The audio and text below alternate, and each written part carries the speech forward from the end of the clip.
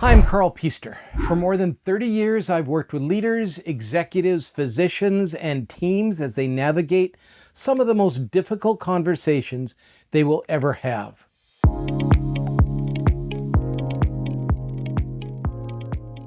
Welcome back to our series on conflict resolution. Today's question is another important one. What do I do when trust is already broken? So just out of the gates, we're talking about a tough situation. Trust changes everything. When trust is present, people give each other the benefit of the doubt. Difficult conversations are easier. Mistakes can be discussed. Disagreements can be worked through.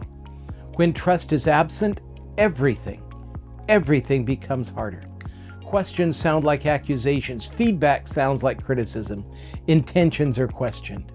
And even when people are trying to move forward, they often find themselves pulled back into old frustrations. So what do? The first step is to acknowledge reality. There's often a temptation to move quickly towards solutions, to explain what happened, to defend a decision, to convince the other person that things weren't as bad as they perceived. That's usually not where progress begins. In fact, it just sends it down the rat hole. Progress begins when someone is willing to acknowledge that trust has been damaged, not to defend, not to justify, not to explain. Simply acknowledge. A question I often ask leaders is, what has happened that caused trust to be lost in the first place? Sometimes the answer is obvious. Other times the answer is much more complicated. Trust may even have eroded slowly over months or years. Small disappointments accumulated, expectations were unclear, communication broke down, resentment quietly grew. Understanding what happened matters because you cannot rebuild something until you understand how it was broken. Let me say that again. You cannot rebuild something until you understand how it was broken. I hear so many times, well, we just need to move on. I heard it the other day in a meeting I was leading. One of the physicians around the table said, we need to leave the past and just move on, which is what they've done for a long time, and it hasn't worked. You have to go back and repair from the moment of offense. Otherwise, you're putting a bandage on a very, very deep wound. Don't go down there. Another good question worth asking is, what does trust actually mean to the other person? We often assume trust means the same thing to everyone. It does not. It doesn't.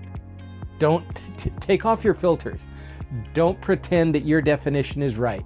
It may be right, but it's not about who is right. It's about what works. So let's leave the rightness to the side for a while. For one person, trust means honesty. For another, it means reliability. For someone else, it means feeling respected or included. If you don't understand what trust means to them, you may spend months trying to repair the wrong thing. Then comes the hard part, patience. Leaders often become very frustrated here. They apologize, they make changes, they try to do the right thing. And then they wonder why everything isn't immediately fixed. Trust rarely returns because of a single conversation. Trust returns because of a pattern. People begin watching. Do your actions match your words? Do you follow through? Do you keep commitments? Do you handle situations differently than before? Can we talk about that one a moment? Do you handle situations differently than before? Now, just let me put that in context. There's a difficult situation. You apologize, you make things right, things get better. And then in the next scenario, you act exactly the same. If I'm on the other side of the table, I'm going to be thinking, that just may have been talk. So make sure that it's clear what they need in order for that trust to be reestablished. Over time, these answers begin to matter far more than anything you could say. Listening to them works. I've often said that people don't listen until they've been heard. I would add here something else. People don't trust because they become convinced. They trust because they've had enough experiences to believe things are different. Let me say that again. People don't trust because they've been convinced. They trust because they've had enough experiences to believe things are different. That takes time, it takes consistency, and it takes humility. As you think about your own situation, consider this question. What am I doing today that would make trust possible tomorrow? What am I doing today that would make trust possible tomorrow? That's a far more useful question than, how do I get them to trust me again? Trust is one of the foundations of every healthy relationship, every healthy team, and every healthy organization. When it's damaged, the work becomes harder, but it is not impossible. One conversation, one commitment, one action at a time.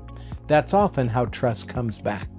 If you're interested in improving how you handle difficult conversations and conflict, subscribe to this channel and follow this series on conflict resolution. I appreciate you being with us today. These steps are not easy. This information is top of the line, highly reliable. I've used it for decades and update it on a regular basis. Following the steps in the questions today will help. The key item is you have to put it into practice, and sometimes that's uncomfortable. Before we finish today, let me leave you with one thought. Leadership often shows up most clearly during difficult conversations. If that's something you face in your role, we've created a free guide called Influence Under Pressure, the Leader's Guide to Difficult Conversations. It walks through a practical approach to handling those high-stakes moments well. You can download the guide using the link in the description below.